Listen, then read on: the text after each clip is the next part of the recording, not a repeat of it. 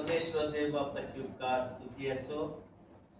हा पुनरुत्थानाचा प्रभुवार परमेश्वराच्या कृपेने तुम्हाला आणि मला साजरा करण्याची संधी या 2026 सालामध्ये परमेश्वर देव बापाने देव केलेले आहे आणि आम्ही त्यामध्ये आनंद आणि उल्हास करत असताना सर्व मान महिमा गौरव आम्ही त्या प्रभू येशू ख्रिस्ताला देत आहोत.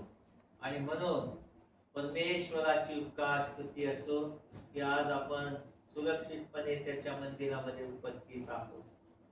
जे वचन आज आपल्याकडे आलेलं आहे ते ग्रहण करण्यासाठी आपण आपल्या अंतःकरणाची तयारी करूया. प्रार्थना करू. पवित्र पवित्र पवित्र सेनाधीश परमेश्वरा, मनापासून तुझी उपकार स्तुती करतो. आज या पुनरुत्थानाच्या दिवशी जो तुझा पवित्र संदेश तुझ्या पवित्र भांडारातून तू आमच्यासाठी पाठवलेला आहे, हा संदेश ग्रहण करण्याचं साठी तू आम्हाला ऐकणारे कान समजणारा अंतःकरण दे. मग दासावर तुझी दया कृपा कर. तुझ्या पवित्र आत्म्याचा अभिषेक मला कर. मी बोलत नसून तू बोलत आहे असा अनुभव आम्हाला करू दे. माझ्या ओठाला, जिभेला, बुद्धीला तू स्पर्श कर आणि प्रभुदेवा तुझी सेवा माझ्या जीवनाद्वारे घडून येत असताना आशीर्वादी जीवनाचा अनुभव तू आम्हाला. प्रत्येक भक्तगणाच्या अंतःकरणाचा विचाराचा ताबा घे आणि प्रभुदेवा आजची भक्ती संदेश सहभागिता विधी आशीर्वाद ख्रिस्त येशूच्या नावात प्रार्थना केली म्हणतो आहे. Praise the Lord. Praise the Lord. Hallelujah. Hallelujah. Praise the Lord. Praise the Lord. Hallelujah. Hallelujah.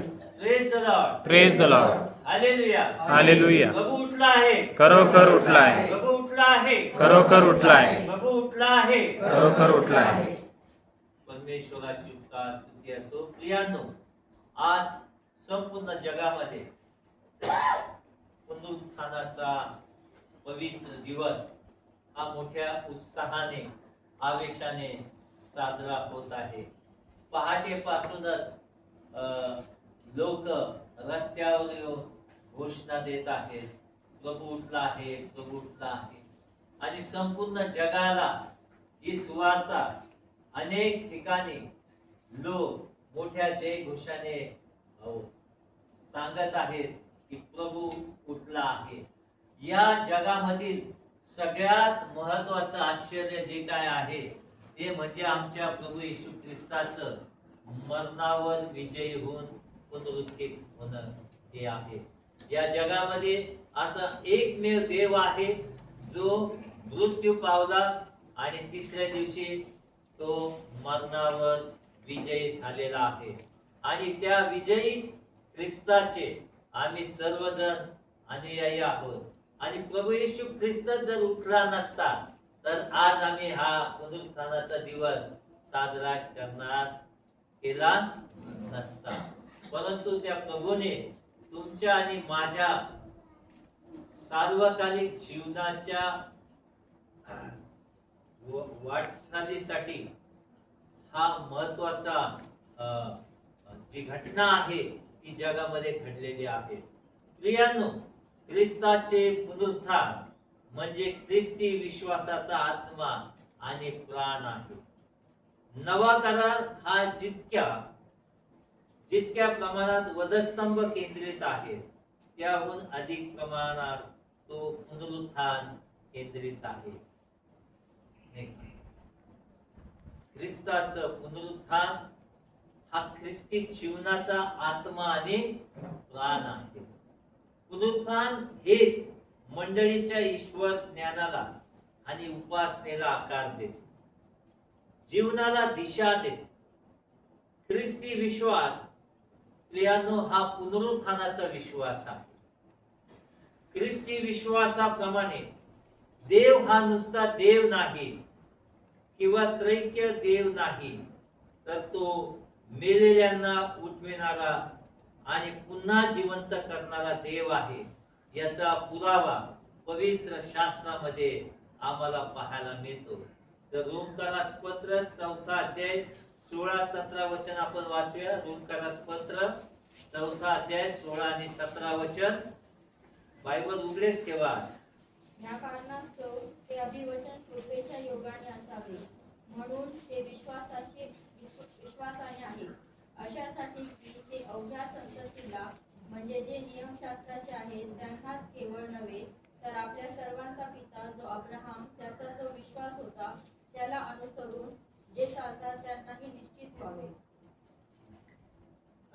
इपिस्करास पत्र पहिला अध्याय 19-20. इपिस्करास पत्र पहिला अध्याय 19 आणि 20 वचन.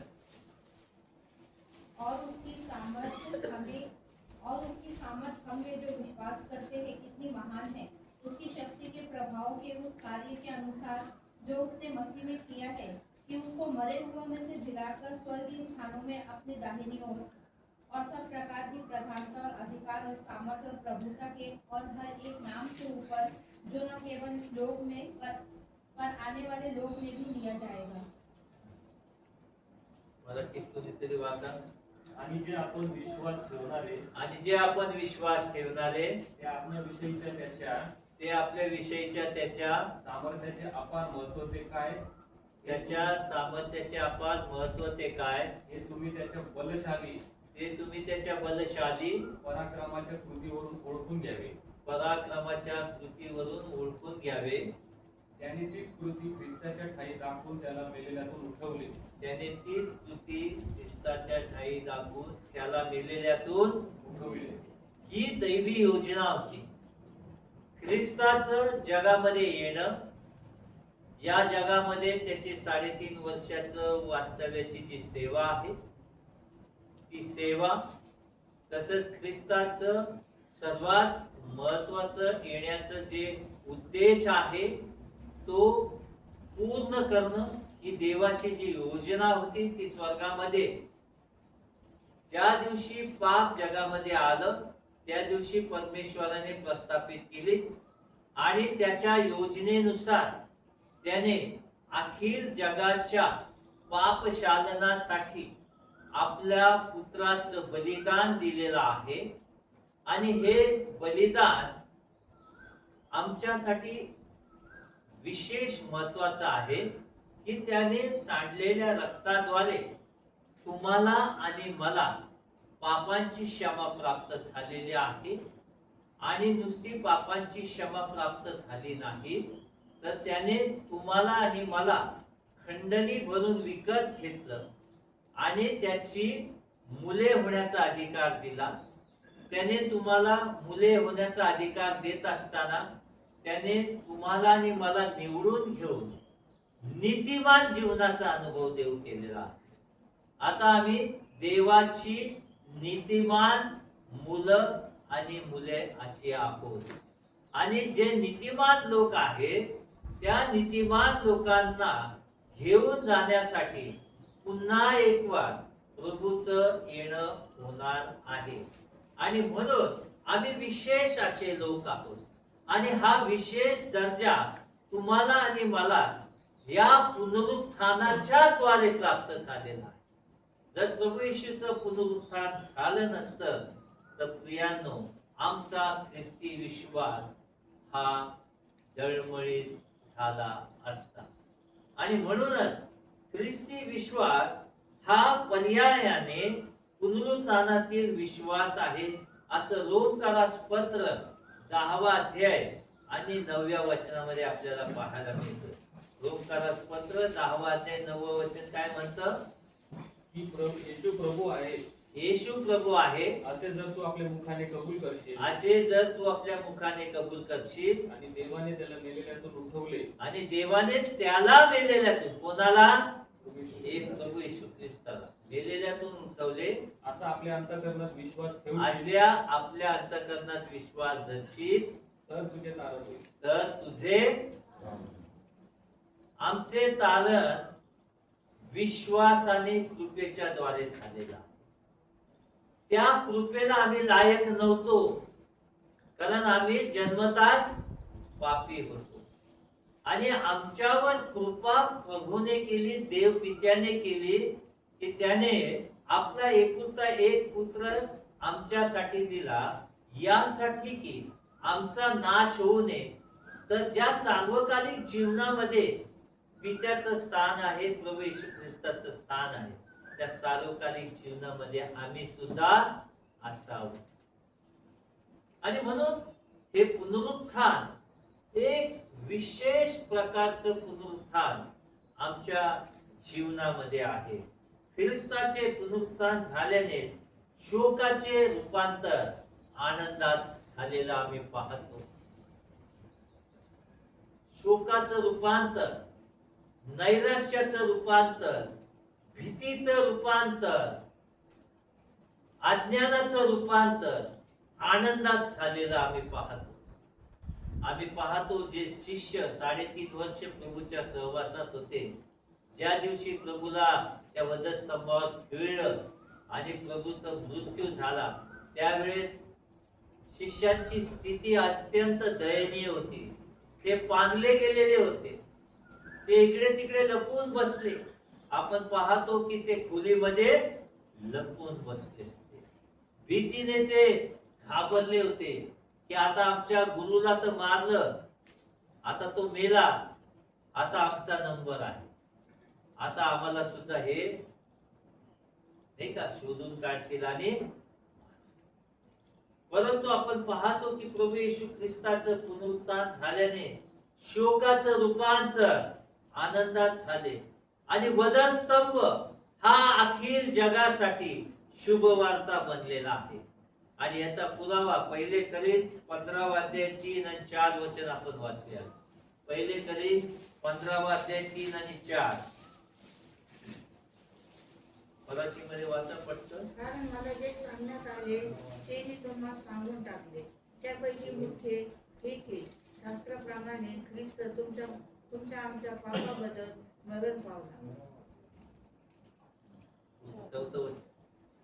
तो कोरला गेला.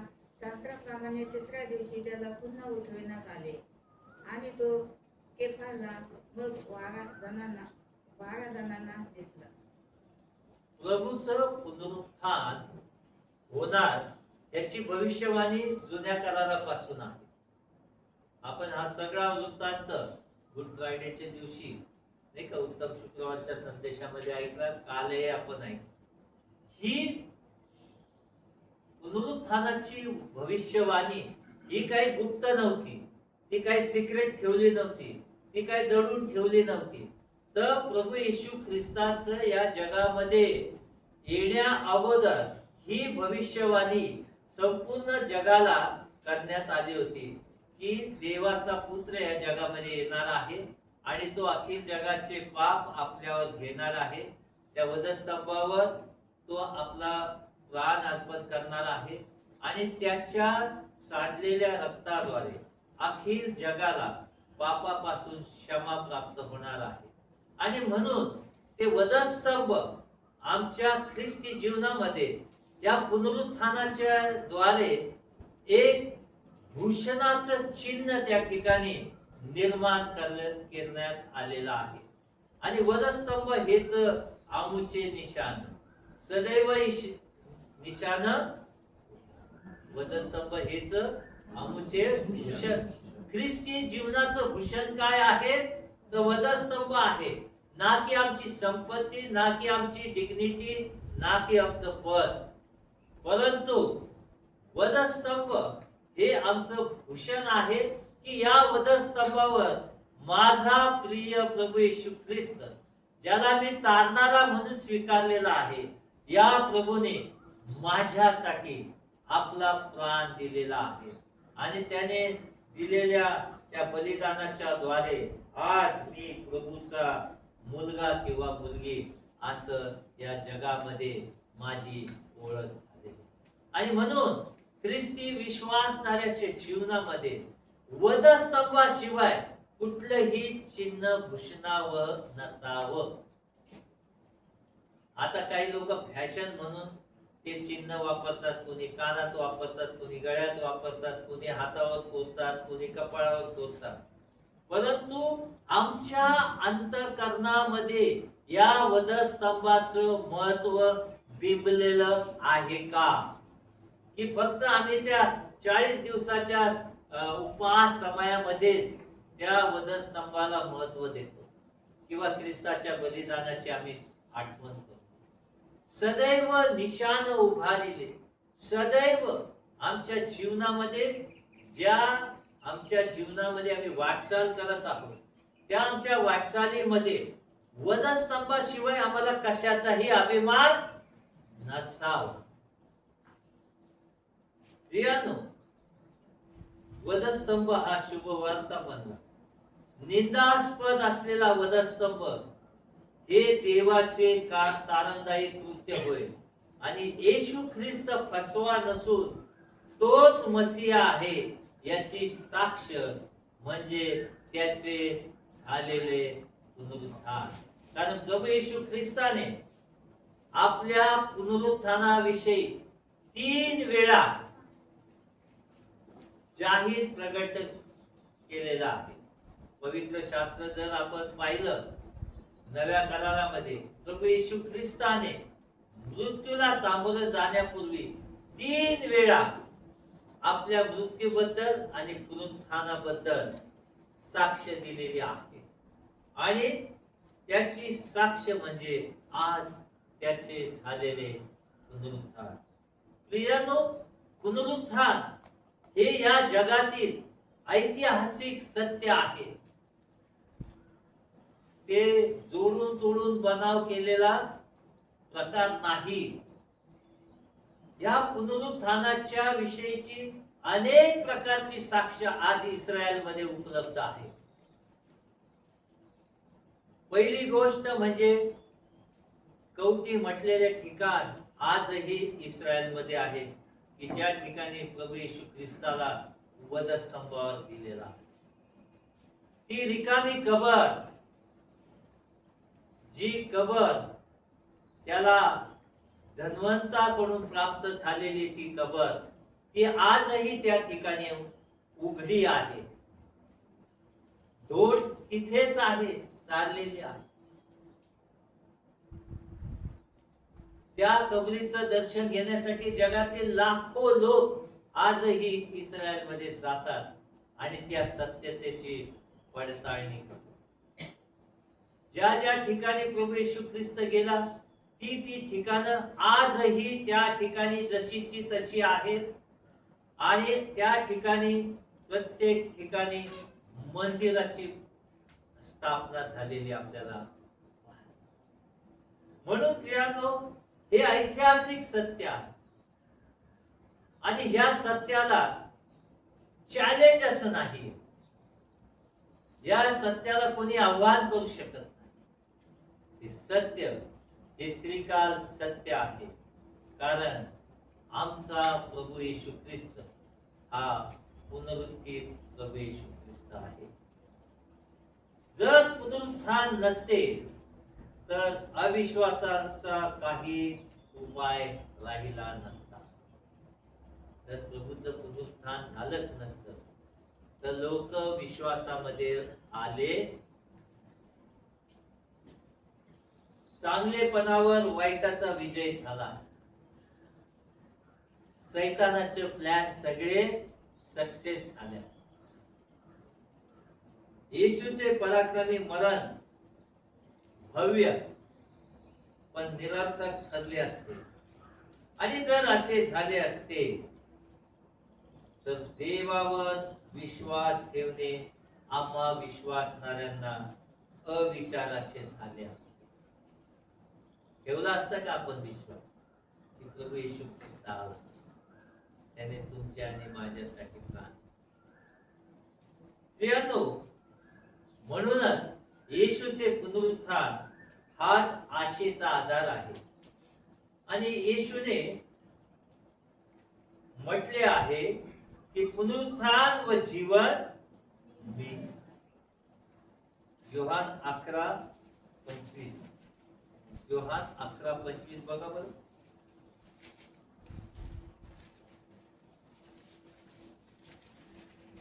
योहान 11:25 काय म्हणतं?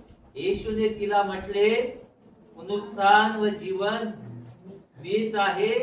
जो माझ्यावर विश्वास ठेवतो तो मेला असला तरी, जो पापी पापामध्ये मेलेला आहे पण तो जर पापी मला आपला वैयक्तिक तारणारा म्हणून विश्वासाने स्वीकारतो, तो पापामध्ये जरी मेला आहे तरी तो आत्म्यामध्ये जगणार आहे.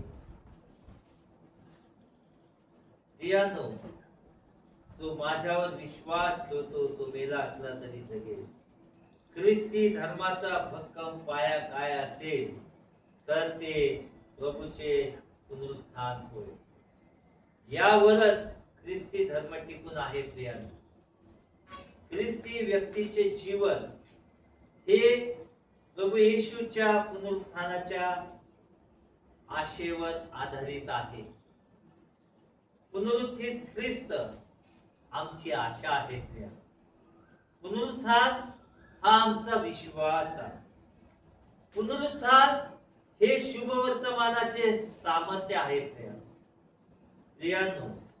पुनरुत्थान ही आपली आशा आहे व त्यामुळे सार्वकालिक जीवन आम्हाला मिळणार हा आमचा विश्वास आहे. आणि या विश्वासावरच आम्ही आमचं ख्रिस्ती जीवनाचं मार्गक्रमण करीत आहोत आणि असावं ही देवाची इच्छा. या ठिकाणी आपण पाहतो ख्रिस्ताचं पुनरुत्थान झालं तेव्हा काही विशेष घटना घडलेल्या आहेत. त्यापैकी पहिली घटना आपण बघणार आहोत की प्रभू येशू ख्रिस्ताने पुनरुत्थान झाल्यावर आपल्या शिष्यांना दर्शन दिलेलं आहे. आपण पाहतो की प्रियांनो, भीतीमुळे शिष्य दारे बंद करून एका ठिकाणी एकत्रित बसले होते आणि येशूला मृत्यूकडे ढकलणाऱ्या यहुदी अधिकाऱ्यांची त्यांना भीती वाटत होती. कदाचित हे अधिकारी लोक येशू सारखे आपल्यालाही मारण्याचा प्रयत्न करतील अशी भीती त्यांना वाटली असेल. आता आपलं काय होणार, आता आपलं भविष्य काय, आणि त्याबद्दल त्यांना काही माहित नव्हते. शिष्य एकत्रित झाले होते, पण आपण पाहतो या शास्त्र पाठामध्ये की त्या ठिकाणी त्यांच्या बरोबर थोमा नव्हता. आता ह्या थोमाचा एक विशेष गुण पवित्र शास्त्रामध्ये आपल्याला नमूद केलेला आहे की हा थोमा हा अविश्वासू होता, पाहिल्याशिवाय विश्वास न ठेवणार. आणि हा थोमा या शिष्यांबरोबर त्या ठिकाणी एकत्रित नव्हता. तसं जर पाहिलं तर पवित्र शास्त्रामध्ये आपण वाचतो की शिष्य इकडे तिकडे पांगले होते, परंतु येशू जिवंत झाला आहे अशा गोष्टी ऐकून कदाचित आश्चर्य, आशा आणि भीती यामुळे ते त्या खोलीमध्ये एकत्र झाले असतील. एकाएकी आपण पाहतो की त्या खोलीमध्ये दरवाजा न उघडता अलौकिक रीतीने प्रभू येशू आपल्या शिष्यांमध्ये हजर झालेला आपल्याला पाहतो. ते दैवी सामर्थ्य, ते पुनरुत्थानाचं सामर्थ्य प्रभू पुनरुत्थित झाल्यावर त्याला प्राप्त झालं. आणि म्हणून तो जागोजागी वेगवेगळ्या ठिकाणी त्याने दर्शन दिलेलं आपल्याला पाहायला. दुसरं दर्शन आपण पाहतो की त्याने अमाउस गावाच्या वाटेवर जे 2 शिष्य चालले होते त्यांना त्याने दिले. आणि आपण पाहतो की तो त्यांच्या बरोबर काही मैल वाट चालून गेला, परंतु शिष्यांना ते लक्षात आलं नाही. प्रियांनो, येशू शिष्यांना सांगत आहे की तुम्हाला शांती असो. जी शांती त्याने अखिल जगाला देऊ केलेली आहे, तो प्रभू येशू ख्रिस्त आता आपल्या शिष्यांना दर्शन देत असताना म्हणत आहे की तुम्हाला शांती असो. त्या अगोदर आपण पाहतो की प्रभू येशू ख्रिस्ताने आपल्या शिष्यांना अनेक वरदाने दिली होती. आणि या ठिकाणी आपण पाहतो की प्रभू येशू ख्रिस्त म्हणतो की माझ्या स्वतःची शांती मी तुम्हाला देत आहे, भिवू नका, घाबरू नका, पहा मी तोच आहे जो मी तुमच्या बरोबर 3.5 वर्ष होतो. तोच मी प्रभू तुमचा गुरु आणि प्रभू आहे. त्यानंतर आम्ही पाहतो की शिष्यांनी येशूला किद्रोन ओढ्याच्या पलीकडे असलेल्या बागेजवळ गुलगुथा नावाच्या जागेकडे जाताना पाहिले. वधस्तंभावरील येशूचा करुण अंत पाहून भीतीमुळे त्रस्त होऊन ते येशूला सोडून देत आहेत. येशूने सांगितले होते, माझी स्वतःची शांती मी तुम्हास देत आहे. आणि संताप भरलेल्या शिष्यांच्या हृदयात शांतीसारखे काहीच नाही. घाबरले होते. अजूनही त्यांना विश्वास बसत नाही की आमचा प्रभू. भीतीने ते व्याकुळ झाले. मरणाची भीती त्यांना होती. प्रियांनो, जी शांती त्या 2026 वर्षापूर्वी प्रभूने आपल्या शिष्यांना दिली, तीच शांती प्रभू तुम्हाला आणि मला आज देत आहे. भिवू नका, तुम्हास शांती, तुम्हास शांती. आज आम्ही आमचं ख्रिस्ती अनुयायी जीवन जगत असताना काही जण भीतीने घाबरलेले असतील. कसं काय आमचं ख्रिस्तीत्व प्रगट करायचं जाहीर. काही लोक घाबरतात स्वतःला ख्रिस्ती म्हणून घेण्यासाठी. परंतु प्रभू आज आम्हाला म्हणत आहे, तुम्हास शांती. जग देते तशी शांती मी तुम्हाला देत नाही. तर माझी शांती ही स्वर्गीय शांती आहे आणि ती कायम तुमच्या बरोबर आहे. म्हणून भिवू नका, घाबरू नका, मीच ख्रिस्त आहे. प्रियांनो, येशूला पाहून शिष्यांना आनंद झाला. आपण पाहतो की येशू यातनांच्या पलीकडे जाऊन अंधकार ओलांडून ज्या गोष्टींनी शिष्यांच्या हृदयात संताप आणि भीती भरलेली होती, ती गोष्ट ओलांडून त्यांच्यामध्ये आता उभा आहे. दैवी शरीर प्राप्त झालेलं आहे. आणि म्हणून पवित्र शास्त्रात वचन आहे, काल, आज आणि युगानुयुग प्रभू येशू ख्रिस्त, त्याला ते सामर्थ्य, दैवी शरीर त्याला प्राप्त झालं. मानवी देहामध्ये त्याला मारण्यात आलं, मानवी देहामध्ये त्याला कबरेमध्ये पुरण्यात आलं. परंतु दैवी शरीरामध्ये तो मृतातून पुनरुत्थित झालेला आपल्याला. आणि म्हणून तिथं देवदूतांनी ज्यावेळेस मरिया मगदलिया आणि शिष्य पोचले तेव्हा त्यांना सुवार्ता दिली की तो उठला आहे, तो येथे नाही, तो साक्ष दिली. आज ही साक्ष आमच्या जीवनासाठी खूप महत्वाची आहे. आणि प्रभू आपल्या शिष्यांमध्ये उभा आहे आणि शिष्यांना सांगत आहे, तुम्हाला शांती असो. येशू जणू सांगत आहे की घाबरू नका. ज्याला तुम्ही पाहिले होते, ज्याचे तुम्ही अनुकरण करीत होता, ती व्यक्ती मीच आहे. ज्याला तुम्ही वधस्तंभावर टांगलेले पाहिले होते, तो मीच प्रभू आहे. येशूला पाहून आपण पाहतो की शिष्यांना आनंद झाला. जिवंत झालेले येशूला पाहून त्यांना असीमित असा आनंद झाला. जो आत्म्याला शांती देत आहे, जो मानवाला पवित्र आत्मा देऊ शकतो, जो खरोखर देवाचा पुत्र आहे, त्याच्यावर आता त्यांचा विश्वास त्या ठिकाणी ते प्रगट करताना आपल्याला. प्रियांनो, तुम्हा शांती असो या वरदानाचे पुनरावृत्ती नवीन अर्थ सुचवित आहे. आता यात फक्त भीती दूर करण्याची गोष्ट नाही, परंतु शिष्यांना जे कार्य करायचे आहे ते करण्यासाठी हिम्मतीचा पण समावेश त्या ठिकाणी झालेला आपल्याला. त्या शांती बरोबर प्रभू येशू ख्रिस्त त्यांना सामर्थ्य सुद्धा देऊ करत आहे. आता तुम्हाला ही शांती जगाला देऊ करायची आहे. आज प्रभू येशू ख्रिस्त आमच्याकडून सुद्धा ही अपेक्षा आहे की जे शांती मी तुम्हाला दिलेली आहे ती तुम्ही आता जगाला सांगा. भिवू नका, घाबरू नका, कारण मरणावर विजय मिळविणारा प्रभू येशू ख्रिस्त देव पित्याच्या उजवीकडे आसनस्थ झाले. आणि तिथून तो पुन्हा एक वार या जगाचा न्याय प्रस्थापित करण्यासाठी. भिवू नका, घाबरू नका, पहा मी सदोदित तुम्हाबरोबर असेल. प्रभूचा अभिवचन.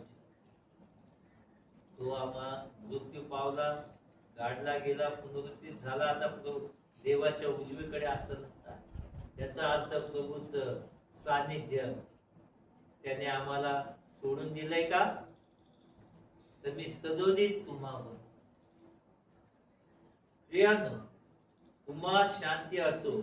शिष्यांवर जी जबाबदारी ठेवण्यात आली होती त्याची आठवण प्रभू येशू ख्रिस्त त्यांना देत आहे. येशूने त्यांना सांगितले होते, जगात तुम्हाला माझा संदेश घेऊन जायचा आहे.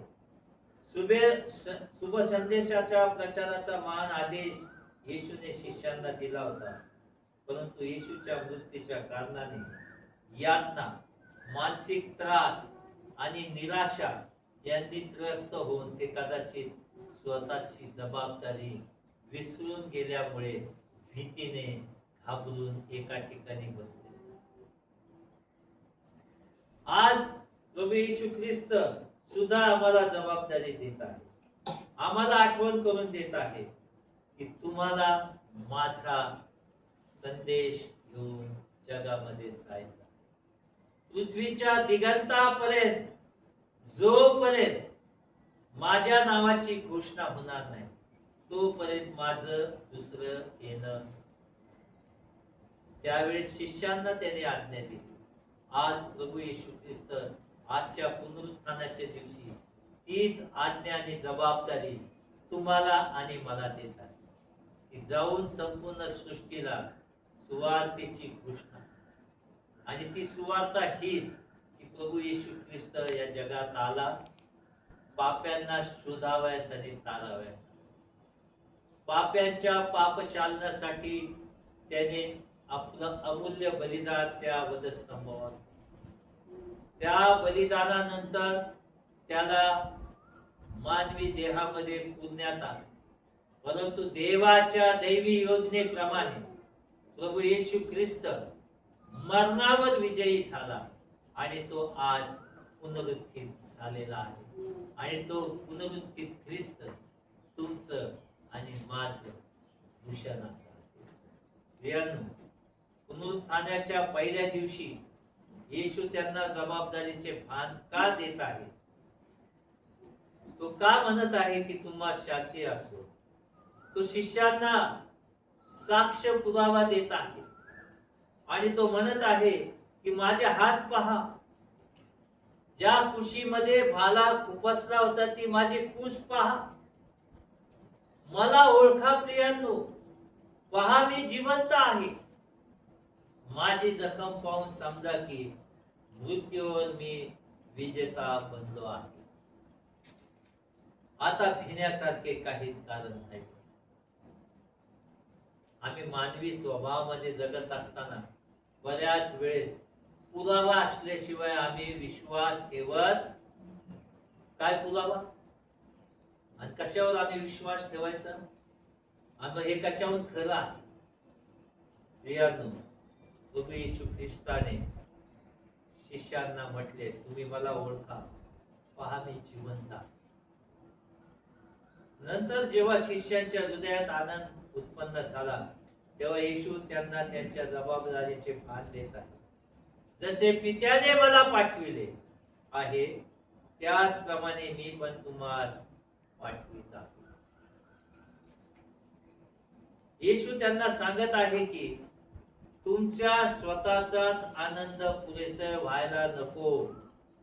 तुमचे स्वतःचे संरक्षण ही शेवटची गोष्ट नाही. तुमची जबाबदारी स्वीकारा, कारण तुम्हाला जगात पाठविण्यात आले आहे. आज प्रभू येशू ख्रिस्त आम्हाला सुद्धा आव्हानात्मक सांगत आहे की तुम्ही आपली जबाबदारी ओळखा. तुम्हाला सुद्धा तुमचे जबाबदारी स्वीकार करून जगामध्ये मी पाठवित आहे. आम्ही केवळ स्वतःच हित पाहू नये तर आम्ही दुसऱ्यांचं सुद्धा हित साध्य केलं पाहिजे. यातून आम्हाला शिकायला मिळतं येशू त्यांना आरामाच्या, सुखाच्या आणि सरळ मार्गासाठी आमंत्रण देत नव्हता. पुनरुत्थानाच्या जीवनाच्या प्राप्तीनंतर शिष्यांनी वधस्तंभाच्या मार्गाने जायचे होते आणि हा मार्ग नेहमी पुनरुत्थानाचा मार्ग आहे. वधस्तंभाच्या मार्गाने आणि हा वधस्तंभाचा मार्ग प्रभू येशू ख्रिस्ताने साक्षात आपल्या दुःख सहनाच्या द्वारे संपूर्ण जगाला प्रगट करून दिलेला की हा मार्ग किती कठीण आहे, हे दुःख किती अवघड आहे. या अगोदर शिष्य बऱ्याच वेळेस प्रभूला म्हटले की आम्ही सुद्धा तुझ्या मागे यायला तयार आहोत, पण प्रभू येशू ख्रिस्त म्हणतो जो प्याला मी पिणार आहे तो तुमच्याच्याने पिववणार. कारण प्रभूला माहित होत की हा मार्ग किती खडतर आणि अवघड आहे आणि यासारखे दुःख मानवी जीवनाला सहन होणार, मानव ते सहन करू शकत नाही. इतकं कठीण असा तो वधस्तंभाचा मार्ग. इस्रायल मध्ये आम्ही गेलो त्यावेळेस आम्ही ते 14 पॉइंट्स पाहिले. येशूच्या खांद्यावर ज्यावेळेस क्रूस खांब लादला गेला आणि त्याला तो मार्ग पार करत जाऊन कवठी म्हटलेल्या ठिकाणी त्याला नेण्यात आलं. तो अतिशय खडतर मार्ग आहे प्रियांनो.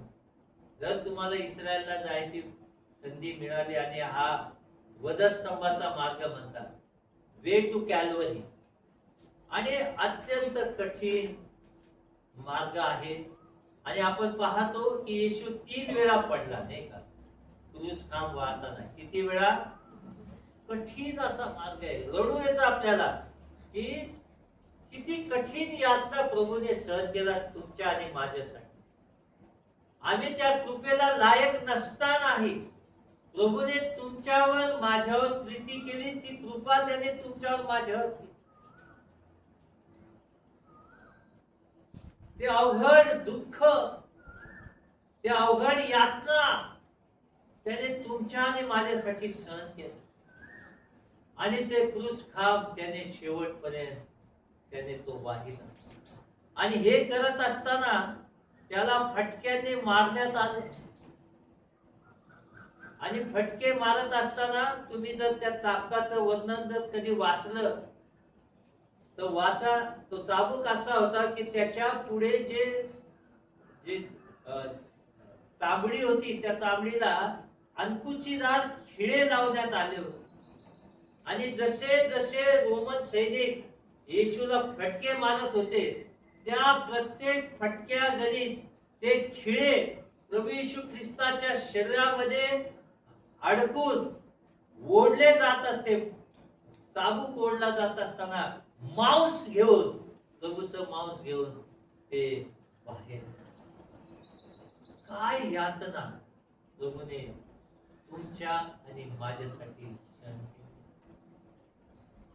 प्रियांनो, आम्ही याचा गांभीर्याने विचार प्रियांनो, वधस्तंभाचा मार्गाने तुम्हाला आणि मला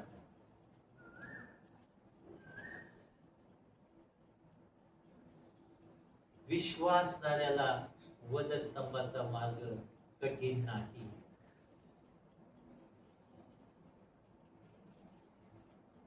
कारण जो कोणी माझ्यावर विश्वास ठेवतो त्याचा नाश. येशू मेलेल्यातून उठला त्याच दिवशी त्याने आपल्या शिष्यांना पवित्र आत्मा दिलेला आपण पाहतो. पण त्याच वेळी त्याने आत्म्याने त्यांचा बाप्तिस्मा केलेला नाही. बाप्तिस्म्याचा अनुभव त्यांना पुढे पेंटिकॉस्टच्या दिवशी मिळणार होता. खरे तर पवित्र आत्म्याच्या आध्यात्मिक दृष्टीने नवीकरण करणाऱ्या सामर्थ्याचा अनुभव शिष्यांना प्रथम मिळाला. आणि याच आत्म्याने येशूला मेलेल्यामधून उठवले. आता आत्मा त्यांच्यामध्ये होता आणि पवित्र आत्म्याची अंतरंगातील समक्षता हा शिष्यांच्या नवीन जीवनाचा भाग आहे. ख्रिस्ताच्या सर्व अनुयायांना ते ख्रिस्ताने दिलेल्या क्षमेचा स्वीकार करून आपले जीवन त्याला समर्पण करतात, तेव्हा त्यांना हे नवीन जीवन मिळते आणि ते जीवन आहे आत्म्याचे जीवन. आणि म्हणून पवित्र शास्त्रामध्ये वचन सांगतात की आत्म्याच्या प्रेरणेने चाला. कारण आता पवित्र आत्मा तुमच्या आणि माझ्या बरोबर आहे. जो आत्मा शिष्यांना त्याने देव केला तोच आत्मा तुम्हाला आणि मला देवाची मुले या नात्याने प्राप्त झालेला.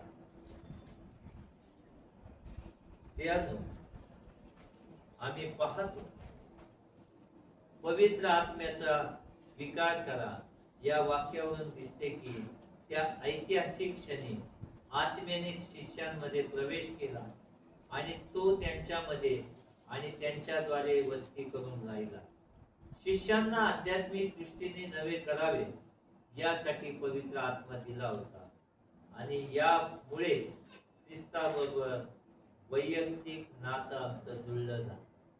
असं पहिलं 2 करिंथ 5 अध्याय 17 आणि 18 वचनामध्ये पाहायला मिळतं. आपण वाचूया 2 करिंथ 5 अध्याय 17 आणि 18 वचन. इसलिए यदि कोई मसीह में है तो वो नई सृष्टि है. इसीलिए जो मसीह में है, यामुळे जे ख्रिस्तामध्ये आहे ते नवी उत्पत्ती आहे. पुरानी बातें पहा जुने ते नवीन झाले. सब बातें नई हो गई हैं. ख्रिस्तामध्ये आम्ही नवीन झालेलो आहोत. पुनरुत्थानाच्या द्वारे ते नवीकरण तुम्हाला आणि मला प्राप्त झालेले आहे.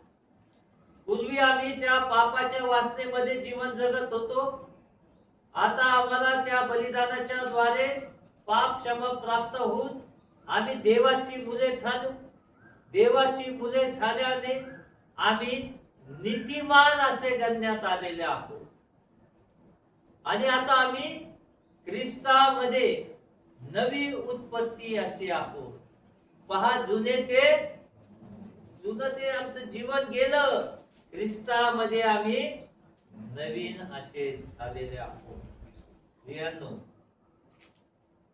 देव पित्याने येशूला कशासाठी जगात पाठविले होते? पापांच्या शिक्षेचे ओझे स्वतःवर घेऊन पापाच्या सत्तेचा नाश करण्यास, पापाच्या स्वामित्वामधून मनुष्य जातीला मुक्त करण्यास पाठविले होते. आता येशू स्वतःच्या शिष्यांना काम पार पाडण्याची सेवा सोपवीत आहे.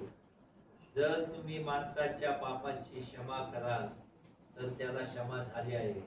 जर तुम्ही क्षमा करणार नाही तर ती पापे कायम. जशी त्याने तुमची आणि माझी क्षमा केली, आता ती शिष्य या नात्याने जबाबदारी तुमची आणि माझी आहे. आम्ही ही इतरांना क्षमा केली. क्षमेचं दान प्रभू येशू ख्रिस्ताने तुम्हाला आणि मला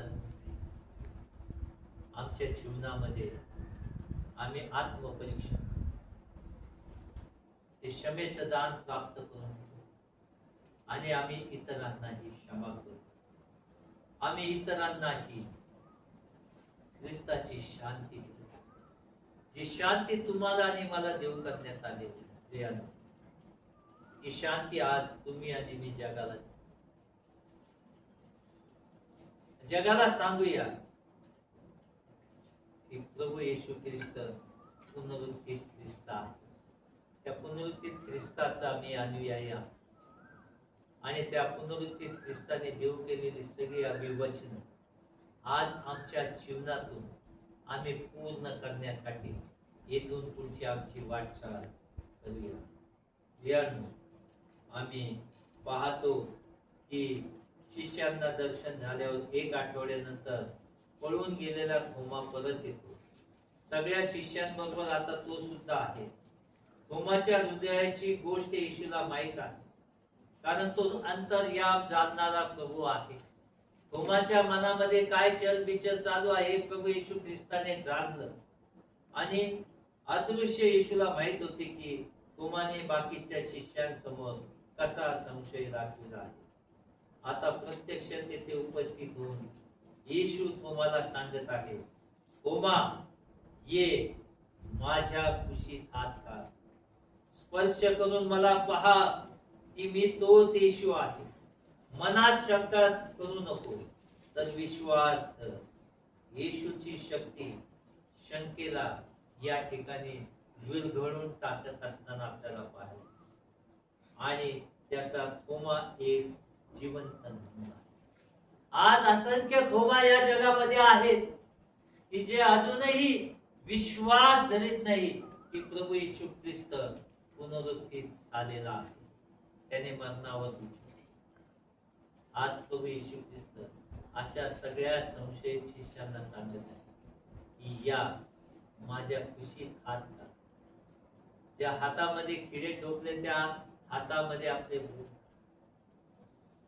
पहा, मला स्पर्श करा, मी तोच पुनरुत्थित ख्रिस्त आहे. आणि आपण पाहतो की शंका दूर झाल्यावर थोमा महान कबुली देत आहे की माझा प्रभू व माझा देव. प्रियानो, विश्वासाची पराकाष्ठा तेव्हाच होत आहे जेव्हा मनुष्य येशूला प्रभू आणि देव म्हणून स्पष्ट रीतीने कबूल करीत आहे. येशू थोमाला सांगत आहे, तू मला पाहिलेस म्हणून विश्वास ठेवित आहे काय? पण मला पाहिल्या वाचून जे माझ्यावर विश्वास ठेवित आहे ते ज्ञान. आज आम्ही प्रभू येशूला कोणी पाहिलं नाही, आम्ही प्रभूला जिवंत पाहिलं, परंतु आत्म्यामध्ये विश्वास ठेवून आम्ही जगत आहोत की मी प्रभूला पाहिला आहे. आणि म्हणून आम्ही गीत गायले, पाहिले का प्रभू ख्रिस्त खेळलेला. त्यावेळेस थोमाने प्रभू येशूच्या कुशीत आणि हातात हात घालून चाचपडून पाहिलं आणि विश्वास केला. आज प्रभू येशू ख्रिस्त त्याला म्हणाला की तू मला पाहिलं म्हणून विश्वास ठेवत आहेस. आज आम्ही धन्य आहोत की आम्ही प्रभूला न पाहताही त्याच्यावर आमचा वैयक्तिक तारणारा म्हणून विश्वास ठेवत. ती धन्यता तुम्हाला आणि मला प्राप्त झाली ज्या दिवशी आम्ही प्रभूचा स्वीकार केला. येशूला पाहिल्याशिवाय हजारो आणि लाखो लोकांनी प्रभू येशूवर विश्वास ठेवला आहे आणि आजही ठेवित आहे. अजूनही या विश्वासातील असंख्य लोकांच्या समूहासमोर पहिल्यापासून नजर टाकून येशू सांगत आहे, मला पहिल्यापासून जे माझ्यावर विश्वास ठेवतात ते ज्ञा. विश्वासहीन असू नको, तर विश्वास ठेवणारा आणि विश्वासाद्वारे ती धन्यता आज तुम्हाला आणि मला प्राप्त झालेली आहे. प्रियानो, आज सुद्धा प्रभू येशूचे हे शब्द जणू विश्वासहीन व्यक्तीसाठी उच्चारलेले आहेत असा आजही भास होत आहे. येशू हाच प्रियानो मसीहा, देवाचा पुत्र आहे असा आम्ही विश्वास ठेवावा. आणि या विश्वासाच्या कारणाने त्याच्या नावाद्वारे आम्हास नवीन जीवन प्राप्त व्हावे म्हणून या गोष्टी पवित्र शास्त्रामध्ये लिहिल्या आहेत. प्रियानो, प्रभू येशूच्या सगळ्यात अद्भुत कृत्याचे त्याचे पुनरुत्थान हे मोठे अद्भुत कृत्य आहे. प्रियानो, जेव्हा थोमा ते पाहत आहे तेव्हा एकदम विश्वास धरीत आहे. त्या सर्व शुभ संदेशाचा हाच हेतू आहे की ते वाचणाऱ्यास थोमासारखा विश्वास उत्पन्न व्हावा. आणि या शुभ संदेशात आपण पाहिले की विश्वास कोणत्या रीतीने वृद्धी प्राप्त करून विस्तृत होत आहे किंवा वाढत आहे. या शुभ संदेशाचा हेतू किंवा अनुमान करण्यासाठी किंवा नैतिक धोरणाला उंच करण्यासाठी किंवा ज्ञान प्राप्त करण्यासाठी नाही, या शुभ संदेशाचा मुख्य हेतू आहे की ते वाचणाऱ्याने ऐकणाऱ्याने प्रभू येशूवर विश्वास ठेवावा आणि या विश्वासाच्या कारणाने येशूच्या नावाद्वारे त्याला सार्वकालिक जीवन प्राप्त व्हावे. योहानाने हा शुभ संदेश यासाठी लिहिला की आपण येशू ख्रिस्ताला ओळखावे, त्याच्यावर विश्वास ठेवावा आणि आपल्या जीवनाचे त्याला समर्पण करावे आणि येशूचे भरपूर असे जीवन प्राप्त करावे. या जीवनात शांती, आनंद आणि फलद्रुपता, सौंदर्य आणि आशा विपुल प्रमाणात या आपण देवपुत्र येशू मध्ये देवाला ओळखणारे परिणामाचे सार्वकालिक जीवन प्राप्त करून घेऊया. आणि म्हणून प्रभू येशू ख्रिस्ताचं पुनरुत्थान हे आमच्या जीवनासाठी एक अद्भुत अशी ऐतिहासिक घटना आहे. ते त्रिवाद सत्य आहे, कारण प्रभू उठला. अनेकांना तो दिसला, अनेकांना त्याने दर्शन दिलेलं, अनेकाने त्याची सहभागिता अनुभवली. आजही आपण प्रभूला आपल्या जीवनामध्ये स्थान देऊ, त्याची सहभागिता अनुभवूया. प्रभू उठला आहे, खरोखर उठला आहे. प्रभू उठला आहे, खरोखर उठला आहे. प्रभू उठला आहे, खरोखर उठला आहे. प्रभू उठला आहे, खरोखर उठला आहे. प्रभू उठला आहे माझ्यासाठी उठला आहे. प्रभू उठला आहे माझ्यासाठी उठला आहे. प्रभू उठला आहे माझ्यासाठी उठला आहे. आणि ह्या विश्वासामध्ये आम्ही आमचं जीवन जगूया आणि प्रभूला आत्मसात करून त्याचं गौरव आमच्या जीवनाद्वारे करू. या वचनाद्वारे देव आम्हा सर्वांचं सहाय्य आणि मार्गदर्शन करो. त्याच्या नावाला मान महिमा करू आता आणि सदा सर्व काळ सो.